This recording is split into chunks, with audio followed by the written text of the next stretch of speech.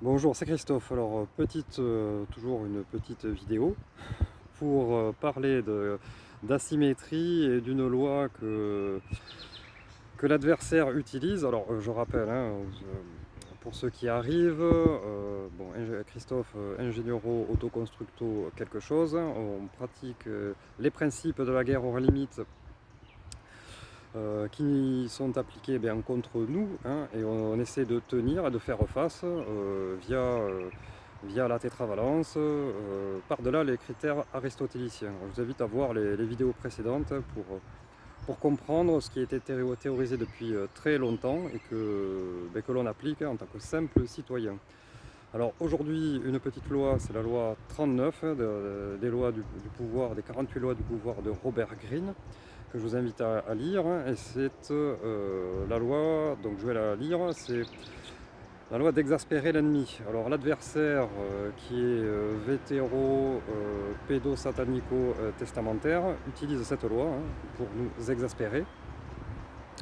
Je lis le principe, c'est 5 lignes. La colère est stratégiquement contre-productive. Il faut toujours garder son calme et rester objectif. Si l'on ne peut mettre son ennemi en colère tout en conservant son sang-froid, on prend sur lui un avantage décisif. Déstabiliser votre adversaire, en l'occurrence nous, la classe moyenne, on essaie de nous déstabiliser. Trouver en lui la faille qui le fera sortir de ses gonds. Et oui, si vous regardez sur les réseaux sociaux ou asociaux, il y en a beaucoup qui pètent les plombs. Et quand on pète les plombs, on reste faible face à la petite élite. J'ai dit pédo-satanico, vétéro-testamentaire, dans le désordre ou dans l'ordre, mais ça reste toujours les mêmes. Donc, comment ça se passe? Par exemple, parce qu'on cite des exemples pour relier dans le concept incarné, on a vu le bouquin, le logos, et on applique dans le topos, dans le concret, dans le dur, dans votre quotidien, dans mon quotidien. Quand on regarde la météo, par exemple, on voit toujours qu'il pleut, il pleut tout le temps. Par contre, si on se déplace de 70 km, ce que j'ai fait tout l'hiver dernier, dans le sud-ouest, effectivement, dans les grandes villes, il faisait une espèce de gris, il y avait ce fog là, ce smog, je crois qu'on appelle ça comme ça, et une météo toujours mauvaise. Donc comme je ne regardais jamais la météo, et je partais toujours, je pars encore toujours tous les dimanches, 70 km en bagnole, en roulant à 80, ça coûte pas grand chose, plutôt que d'aller dans une salle de sport confinée.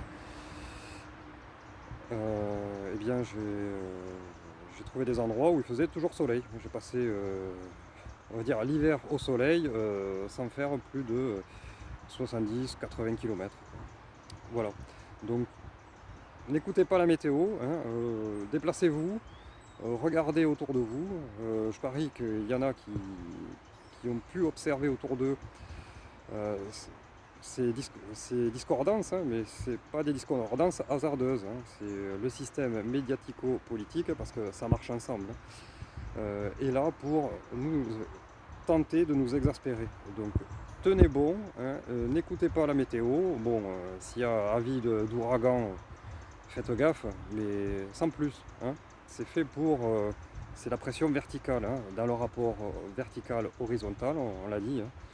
Il nous envoie ça d'en haut, donc on s'écarte un petit peu, 70 km en périphérie autour de chez vous, et vous trouverez certainement des zones où vous pourrez pique-niquer, passer un moment avec des amis, avec des enfants, seul, en méditation peut-être.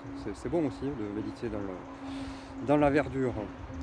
Allez, courage, à bientôt. Autonomie, autarcie s'il le faut, on répond en asymétrie. Et on décale, on invente notre logique, notre chaos organisationnel, votre chaos organisationnel pour tenir.